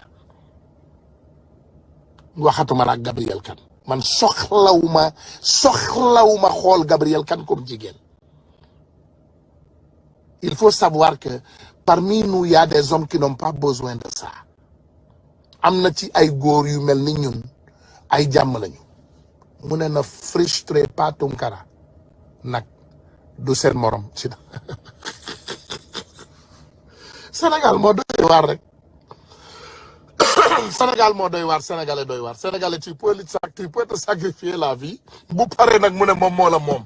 Non man kenn jënduma de. Li may def nii yëpp c'est fi sabilillah. Je fais le don de soi pour la patrie. Le don de soi. Le président Ousmane Sonko nous a dit de faire le don de soi pour la patrie. Le don de soi pour la patrie. Le don de soi la wax. Mu ne kenn ku nekk ci ñun jëlal dërëm bi nga moom nga dugal ko ci xeex bi. Jëlal sa temps nga def ci xeex bi. Demal ngeen massifier. Grand maa ngi leen di ñaan Sénégalais yi te fii laay tëjee dinaa ñëwaat nag après mais fii laay tëjee maa ngi leen di saraxu nañu jàppale président Ousmane Sonko ci liggéey bi nañu yërëm président Ousmane Sonko boo gisee ngeen may attaqué lu bari duma leen faale Ousmane Sonko laa yërëm parce que xam naa ne ndeysaan fi mu ne nii xolam baa ngi dagg.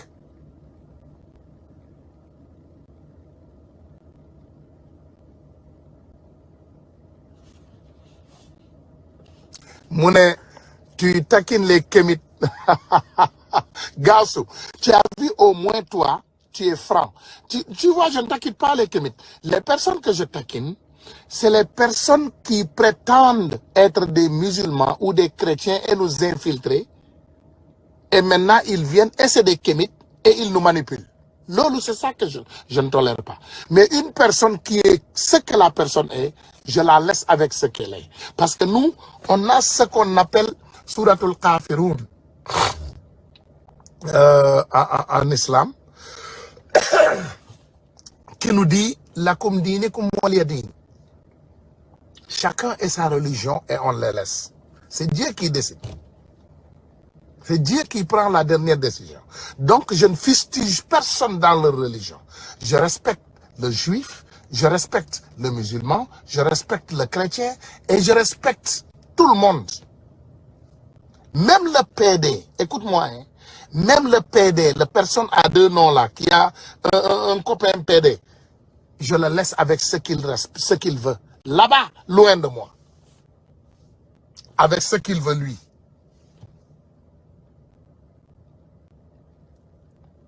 Moi, je suis humain. Je suis un être humain. Moi, je suis un être humain. Nit la rek, duma malaka. Je travaille. Parfois, je dis des choses qui n'arrangent pas certaines personnes. Parfois, je dis des choses qui arrangent certaines personnes. Mais janglen am xolu muñ. Je vais avoir cette grandeur. Je ne veux pas vraiment qu'on dérange ce débat. Ce débat n'est pas personnel. Battons-nous pour le président Ousmane Sonko. Mouné, arrête de parler sur vos alliés. Tu risques d'affaiblir le combat. Non, non, non. Abdou Diédhiou, je ne parle pas sur mes alliés. Moi, je parle la vérité. La vérité, c'est ce que Dieu veut. C'est les mêmes personnes qui sont sorties et ont menti sur mon dos que je clarifie les mensonges. Mola Morgan n'a rien fait. Il ne m'a rien dit de mal. Mola Morgan a bien dit que Ousmane Tounkara, c'est son frère et son ami. Et rien ne changera ça. Mais c'est les personnes qui le poussent, qui vont rentrer sur son live pour manipuler, pour essayer d'insulter et de dire du n'importe quoi. Aïe fen. Man bi may focus, quand je focusais sur ce combat-là, ces imbéciles-là dormaient dans leur maison. Man Sénégalais bu ne, xamal naa la, ku ma xamal man, écoute-moi, ku ma xamal brin ou allumette, xamal naa la saaku. Kuma xamal saako xamal naa la tonne. Et je peux faire la guerre. Man ragaluma guerre. Je les attends tous. Une personne qui m'attaque, quand tu finis, Franco Layal et tu m'attends. J'ai vu une dame qui menace. Ku ñàkk jom kooku nekk Europe mi ngi menacé. Mu ne moom Ousmane Tounkara lay parel. Mais bu paree na Franco Lay ma ñëw defal ko subhana rabbil azim. Na pare. Ku ma laal. Malal la soo paree da ngay yàqu déggu leen li ma wax de lu ñu wax ci Ousmane Sonko ñu ne Sonko ku ko laal lan ku ko songu sanku man ku ma songu sanku dem leen xool ñi ma doon xeexal yëpp depuis le début. Allez regarder, je suis un combattant moi. Léegi nag ma nekk ancien combattant parce que j'ai bientôt 50 ans. 50 ans dans quelques jours. Je suis un ancien combattant nag. Mais duma bàyyi kenn yaakaar ne ci sama ginnaaw gii ngay dundee ça ne marchera pas. Ku ma jaay reewande ma jaay la fukki reewande maa leen gën a réew téeméeri junni yoon. J'ai peur de rien nag ma wax leen ko amul lu may ragal man amul lu may yëngal seen reewande boobu jël leen ko ngeen yóbbu ko seen kër ndey gëmu leen saram ndeyam fii ngeen toog ci réseau yi di jaay seen bopp di cagatu dans les réseaux là. Vous êtes des prostituées des réseaux sociaux. Ngeen toog fii vous vous vendez aux enchères. Ah ñaata la man de moo gay woona ma voilà quand on finit man de di woona ma man de di woona ma tout c'est de prostitution. Vous êtes devenus des prostituées publiques. Man ku ma songu ma sànk la je suis là maa moom sama lammiñ parce que je ne vous ai pas répondu. Je n'avais pas de temps maa ngi toog nelaw di lekk jàmm. Allez-y ma xaar. Voilà, gars yi nee nañu match bi commencé na. Allez regarder. J'en arriverai. Inch'Allah. Gars yi kontaan naa trop ci yéen. Di leen ñaanal jàmm di ko ñaanal seen njaboot. Je vous dis encore une fois. Keroog lii laa bëggoon waxtaane bi Gabriel Kane duggee. C'est ce problème de Nabou Dash. Parce que Nabou Dash a été armé pour qu'elle commence ses manipulations. Loolu Nabou ñun Sonko laalul kenn nobantewul ak kenn jegentewul ak kenn. Arrêtez vos manipulations. C'est de la foutaise. Ça, c'est un manque de respect pour Ousmane Sonko.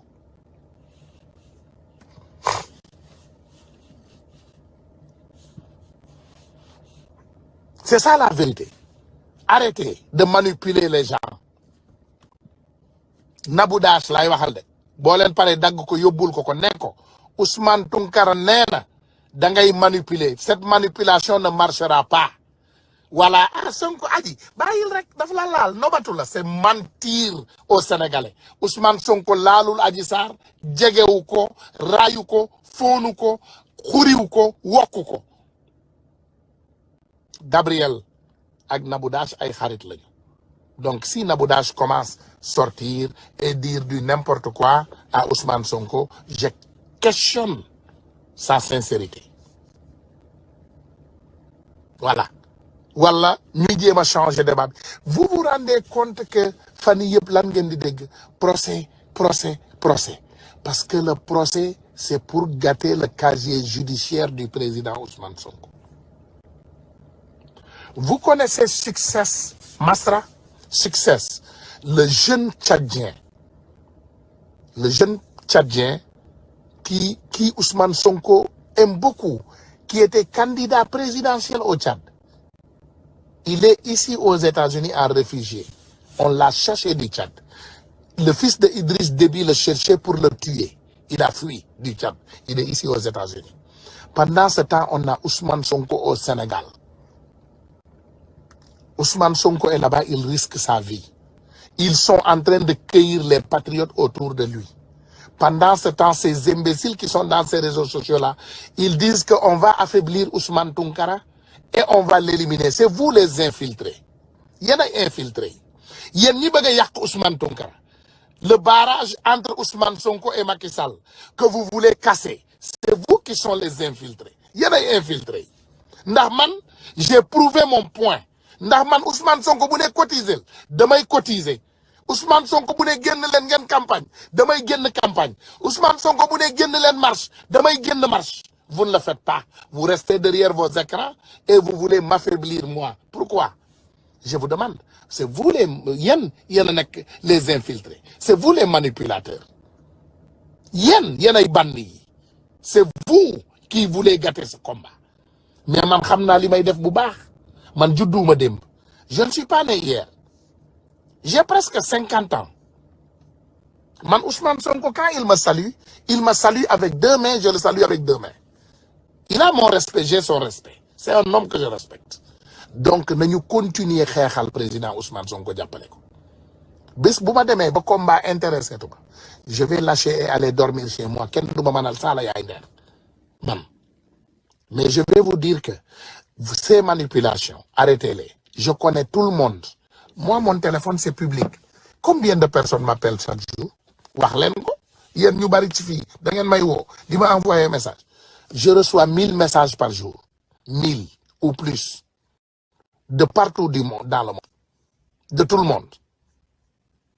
Des Ivoiriens, des Maliens, mon frère, aide-nous, nous aussi, des Togolais, des Congolais. Ah, mon frère, on t'aime, on aime le travail que tu fais pour ton pays. On m'invite partout dans le monde. Je parle avec tout le monde. Je connais tout le monde. Personne ne va me dicter qui parler ou qui ne pas parler. Personne n'a. Ça, c'est mon choix personnel. Vous m'appelez moi, Yen Wirngen, Yen les Sénégalais normaux. Vous m'appelez moi et me taxez de comploteur? Est-ce que vous êtes OK parfois? Vous regardez Ousmane Tounkara que je connais. Man na défendre de. Je peux me défendre. Yen say Sonko la yirem. Man amul kuma ragal ci aduna bi. Je vais vous dire une chose. Il n'y a pas cette personne dans ce monde. Sonko xam nga lan motax ma bëgg ko. C'est parce qu'il s'est sacrifié la vie pour mon pays que j'aime très fort. Il a mis sa vie en danger pour mon pays. Sonko a attaqué au cœur des banditismes de mon pays. C'est pourquoi je l'aime. C'est pas que je l'appartiens. Encore une fois. Je n'appartiens pas au président Sonko. C'est moi qui l'aime. Voilà. C'est moi qui aime Sonko. C'est ça. Lolo moy deug. Si tu es faible devant les femmes, c'est ton problème. Et Sambou, encore tu viens, tu écris ça. Arrêtez ces choses-là. Respectez-moi. Moi, je respecte les patriotes. Je remercie aussi mes frères, hein, mes frères patriotes qui m'ont soutenu. Nafeki et les neutres qui sont cachés aussi, je vous félicite. Comme Nalen. Je vous connais tous. Tchoubu Amé. da ngay gis ñu bari dañuy dem laqatu fale ñu seetaan ma ñu ne ah c'est notre opportunité ils vont tuer Ousmane Tounkara. Comment vous pouvez aimer Sonko et combattre Ousmane Tounkara? 90% des jeunes que vous voyez aujourd'hui dans ces réseaux sociaux, c'est mes frères, c'est mes amis. Exemple parfait, Anan TV, Cheikh Anne. Ça, c'est mon petit frère. Anan TV. Des personnes comme ça. C'est nous qui les ont instruits à ce combat. Combat B, on a amené les gens et on les a présentés à ce combat. Et ils ont aimé le combat parce qu'ils ont vu notre amour pour notre pays. Mais vous êtes lâches. Aujourd'hui, c'est moi. Demain, c'est qui? Demandez-vous la question. Tayman là. Soubakan là. Demain, vous allez faire face à qui? Demain, vous allez insulter Sonko. Combien de fois j'ai sauvé Sonko? Je vous ai dit, il faut croire à notre leader. Respecter notre leader. Tu ne peux pas mettre quelqu'un devant et tu questionnes ses décisions. Sonko, quand Sonko a fait ceci, vous l'insultez. Tout ce que Sonko a fait, vous l'avez fustigé. Et je me suis resté droit dans mes bottes. Et je vais continuer de rester droit dans mes bottes. Ça, c'est un choix. Je ne suis pas peureux. Moi, j'ai pas besoin de qui que ce soit pour exister. Parce que j'existe avant qui que ce soit. Je veux, moi, mandama indi sama dole diapale Sonko. Voici la différence entre moi et beaucoup de patriotes. Moi, je me suis créé, j'ai créé mon networking et je suis venu avec mon networking pour supporter le président Ousmane Sonko. Je ne fais pas partie de ces Sénégalais importants devant qui sont venus et qui ont déjà vu le président Ousmane Sonko installé et Sonko y a fini pour que les gens les regardent. Moi, je ne suis pas de ce genre.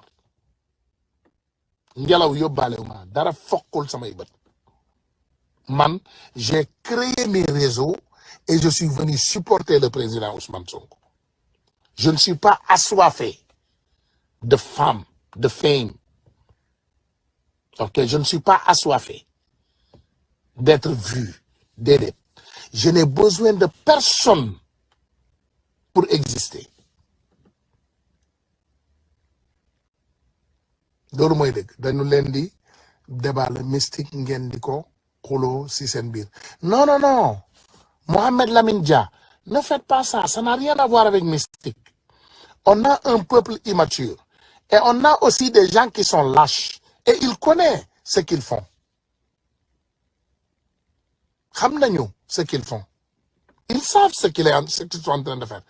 Ils sont en train de m'attaquer parce qu'ils se sentent intimidés par ma présence. Il y a des gens qui sont intimidés par ma présence. Man aouma YouTube. Moi, je ne mange pas d'argent de YouTube. Je ne mange pas d'argent de Facebook. Ça, c'est juste et clair. Que je vous le dise. Je reçois 0 francs. Écoutez, j'ai plus de pages que toutes les personnes. Je défie quiconque. Il faut leur dire de venir. J'ai plus de 300 pages sur Facebook. 300. On a plus de 1000 groupes WhatsApp. Même mes insulteurs, ils partagent sur nos groupes. Même mes insulteurs, hein, ils partagent sur mes groupes. Je vous montre des exemples, vous allez voir. Même mes insulteurs, ils partagent sur nos groupes. Même mes insulteurs, ok? Ils partagent sur nos groupes. Sur nos groupes, nos insulteurs. On en a tellement que il y a amul sax sens. On en a tellement que si, par exemple, tu suivais tout, ils partagent. Ils sont là. Ils partagent. Ils vont dans nos pages. Ils partagent. On les partage. On ne les bloque pas. On les laisse. Ils passent. Et si on refusait de le faire, on refusait de les confirmer, ils ne passeront pas. Je vais m'excuser parce que ce téléphone dont j'utilise pour le live, c'est le téléphone qui reçoit nos notifications. Ngen balma. C'est le téléphone qui reçoit nos notifications. Parce que je voulais vous amener pour vous montrer d'autres, quelque chose. Pour Ngen Gis. Voilà. Par exemple, si tu regardes, ici on te dit, qu'est-ce que vous voyez ici? Bourok. Vous voyez ici Bourok, le travail. On a ce groupe aussi. On a des groupes pour tous les noms du monde. Et on travaille pour le Sénégal. Et on n'est pas jaloux aussi. On n'est jaloux de personne. Parce que si je fais un live, tu peux le voir dans 300 pages. Donc multiplie 218 par exemple, par 300. Va multiplier. À vos calculatrices. Je ne suis pas en compétition. C'est pourquoi parfois, vous voyez, je n'aime pas attaquer certaines personnes. Parce que je suis 10 000 fois plus puissant qu'eux. Si je les attaque, je les élimine. C'est ça la vérité. Je ne les touche pas.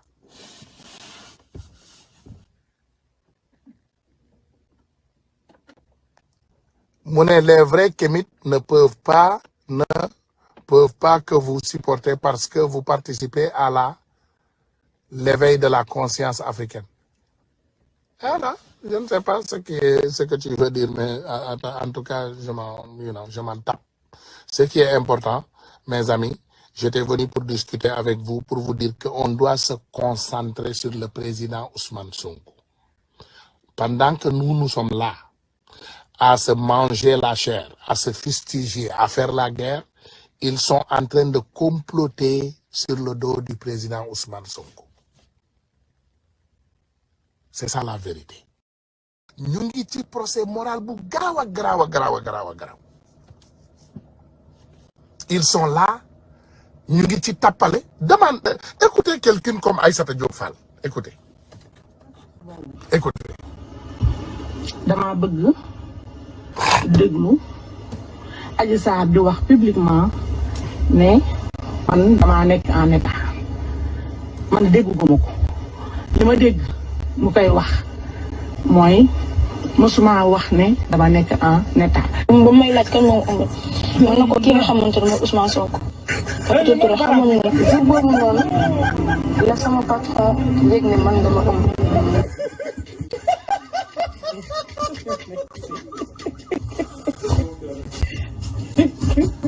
Est-ce que déglu ngeen kii? Est-ce que vous avez écouté une personne comme ça? Est-ce que déglu ngeen kii? Ngeen déglu ku mel ni Nabou Dash mënuma teg live Nabou Dash.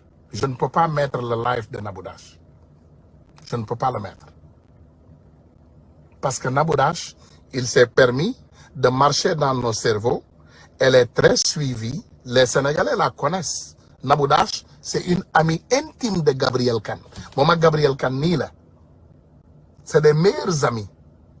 Elle marche dans nos cerveaux. Dès que vous Nabou Dash, vous n'avez pas Nabou Dash, elle est dans son travail. Nabou Dash, mingi def liggéeyam. Elle fait ce qu'elle peut. Parce que Sénégal dafa bari ay nandité, ay nit yoo xam ne dañu defee ne mën nañoo dox ci maayanu Sénégalais. Nabou Dash sort, elle nous dit, Ousmane Sonko de, Adji, muñel, Ousmane Sonko violé wu la, ñun ñëpp xam nañu. Waaw, loo leen sekk nag génn ko sekk bu la tëddee, voilà nangam, Nabou Dash da ngay fen. Ci ma Ousmane Sonko masul tëddee Adji Sarr. Et ça, on le sait. Pourquoi ngeen di manipuler l'opinion? Pourquoi vous manipulez les Sénégalais?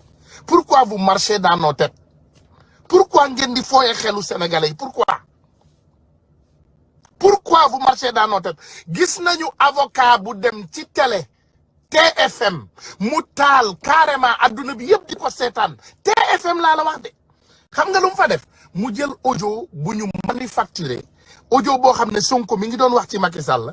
Et merci choix yi bon, by the way, pour won leen ne man awma noonu ci combat bi. Man sama focus, c'est de libérer le président Ousmane Sonko de ses sorciers, qu'il soit candidat mu dem 2024 gagner ay élection. Waaye yéen bu ma leen toppee dinaa leen tegal vidéo bu leen di déglu loo ne ñoom seen sujet c'est de travailler jusqu'à ce que Ousmane Sonko ne pourra pas être candidat. Balaa may ñëw ci loolu ma tegal leen li nga xam ne moom mooy El Hadj Diouf, El Hadj Ousseynou Diouf ñun ñëpp ñu gis ko mu dem TFM di wone vidéo fen tapale sos adduna bi yëpp di ko seetaan sur un plateau de télé. Pape Ngagne Ndiaye xam ne El Hadj Diouf li muy teg nii c'est illégal, mais moom Pape Ngagne Ndiaye ba léegi mu jël affaire bi mu teg ko mu indil ñu caay-caay bi pour lan? Pour tout simplement manipuler les opinions. Nañu dem ñu déglu ko. Voilà jërëjëf Souaïbou Souaïbou voilà lii boo ko defoon man ci sama audio yi dina ma neex lool. xam ngeen audio yi ñu dagg wala yu ñu debe daax xam nañ ko. Ñëw leen bismillah. waaw dafay indi benn vidéo boo xam ne démb takku soo bi maître El Hadji Diouf waxee ba pare.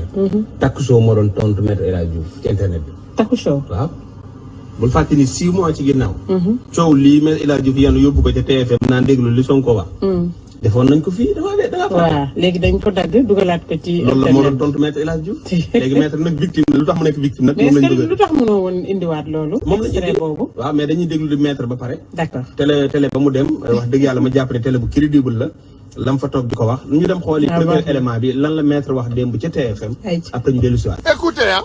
ñu wax mu ne danaa taal maa yore naa fii kii bi mu ne. il ment regarde mu ne. regarde.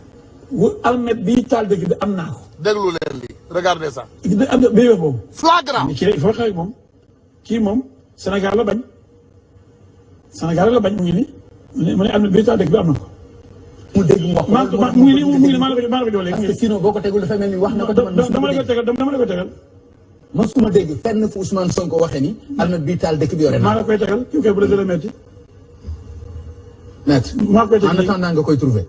dama bëgg nga tontu ma ci leneen s'il vous plaît. léegi rek ma tegal ko léegi. sarax ma rek ma tegal ko dama gën. non amul sarax ma maître soo bëggee jàppoo nii dafay xaw a. non may ma minute. almet gi ma doon wër boobu ba léegi pour taal dëkk bi almet boobu jot naa ci. dégg ngeen leen léegi ñëwaat leen. loolu la maître yan woon démb yóbbu ko ca télé boobule jàkkaarloog Pape Ngagne Ndiaye gannaaw ba nag ñu indi leen vidéo bi nga xam ne mooy vidéo vrai bi defoon nañ ko fii ci Walfadjri mais xam nga maître nag ndax da koo gisut wala ndax day dof-doflu wala da ko rëcc ñu dem rëcc dellu si waat. ñu noonu lii mooy daggitu vidéo bi nga xam ni moom lañ gis ci internet bi partout ñu di ko partagé ñu ni daal waa ji wóoratul am na sax ay tiktokers yu ma gis ñu jël ko comme duo di wax ni kat ay la yéen ci Sénégal doon jublu pour bëgg koo fal ay mbiram wóoratul ñun nag dem nañ jeexi ba gis vidéo vrai bi fan la wax ji commencé Zak ba léegi ñu àndandoo dem xool wax ji fan la commencé après ñu dellu si waat. Coupe d'Afrique moment fort la temps fort la pour la jeunesse de ce pays waaye Macky Sall gañewul Coupe d'Afrique de peuple sénégalais moo gagné Coupe d'Afrique bu ko wax kenn askanale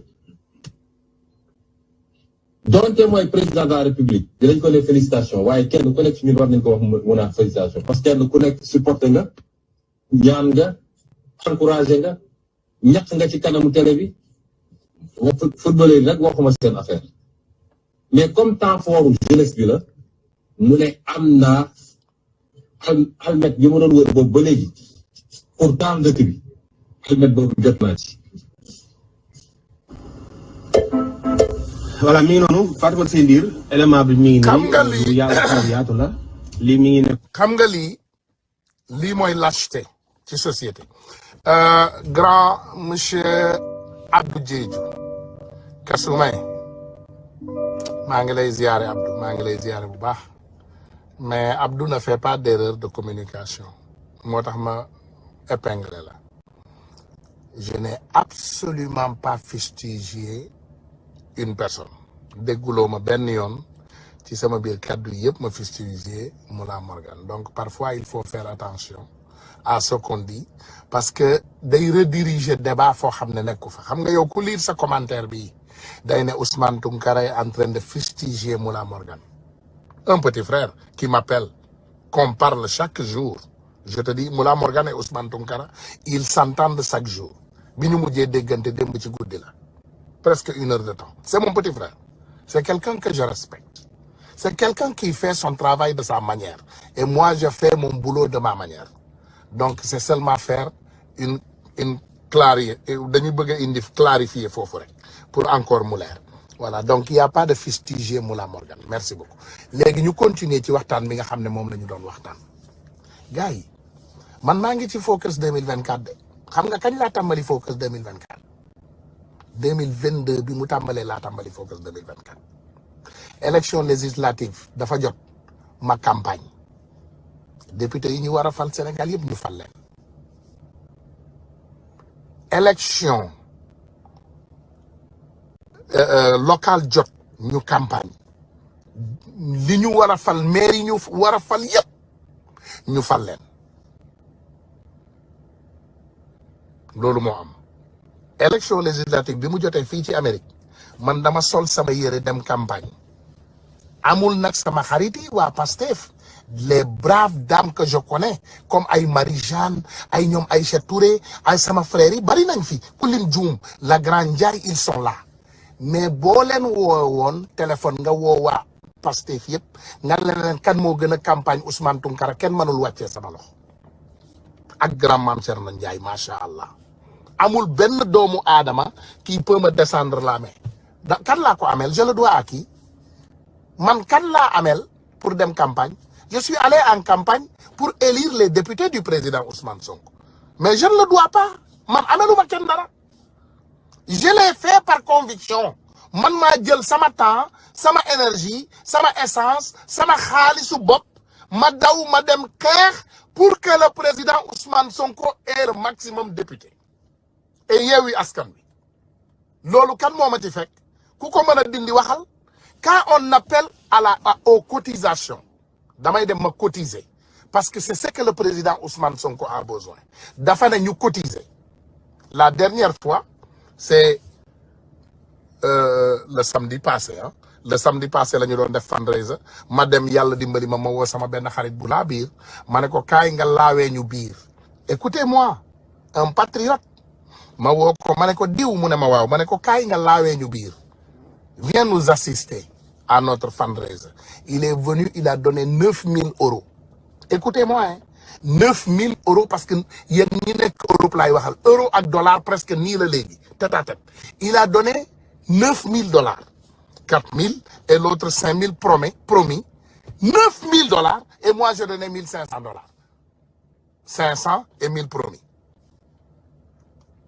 léegi yéen buñ leen di woo yéen ñi nekk Paris sama xaritu liveur yu baax yooyu yu yanj yooyu yu garaaw yooyu nga xam ne yéen toujours vous faites de grosses révélations ngir yàlla dem leen ngeen cotiser ci projet bi il faut cotiser mettre de l'argent lii mola te bu ñuy woote campagne ngeen génn campagne mbir mi yëpp du xaste rek xam nga rek toog ci ginnaaw télé di wax di xas keneen ki di wax di se conscientiser wonderful mais président Ousmane Sonko nee na ñu génn ñu dem defi ay porte à porte ñu wax nit ñi ñu enregistré wu pour voter te ba pare bu ñu leen enregistré loo pour voter ñu fexe aussi ñu cotiser parce que Pastef parti la bu amul xaalis bébé la dañ ko war a tette xam nga bébé boo ko juree sa biir kër nen na tuuti doo ko ne wuti liggéey da nga koy toppatoo mu màgg Pastef noonu la mel c'est un petit parti politique aujourd'hui qui est devenu un grand parti politique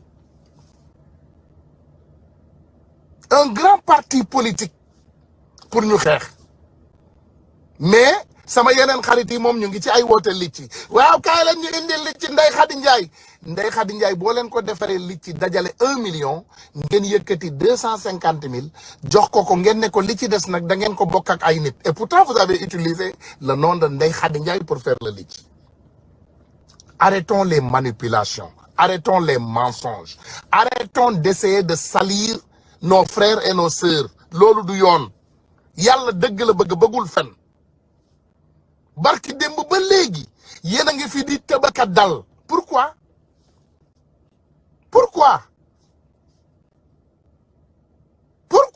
barki démb ba léegi ngeen nekk ci sama der bi man lu ma leen amee je vous dois quoi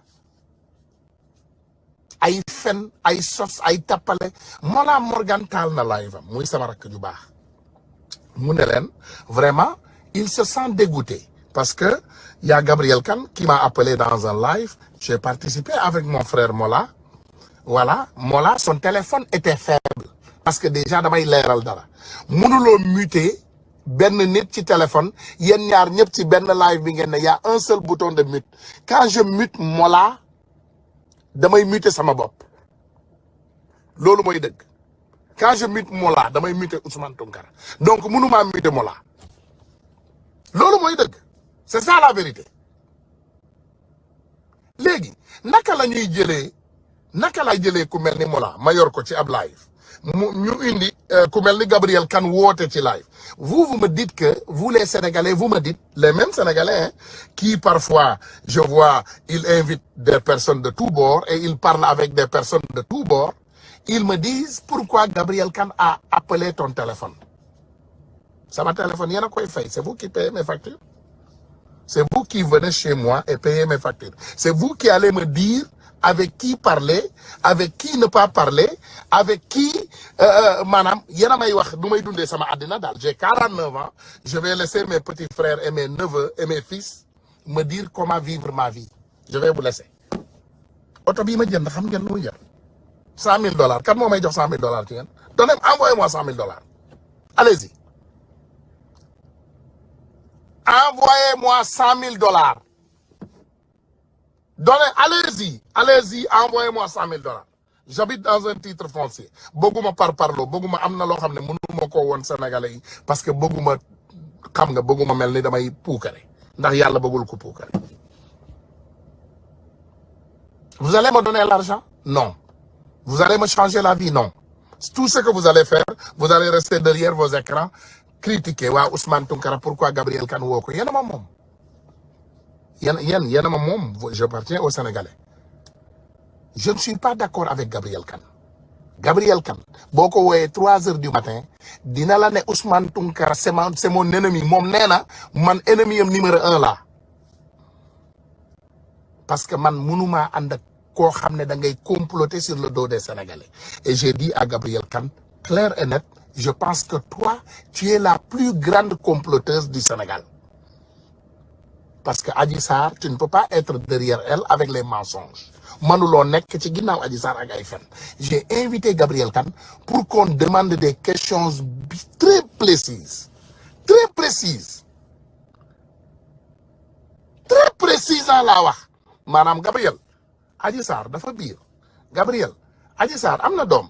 Gabriel, certificat médical bi lan mo ci né Adji Sarr dañ ko violer. Gabriel, Adji Sarr lim len wax ana film yi. Gabriel, Adji Sarr ana photo yi. C'est pourquoi j'ai laissé Gabriel Kane entrer ici.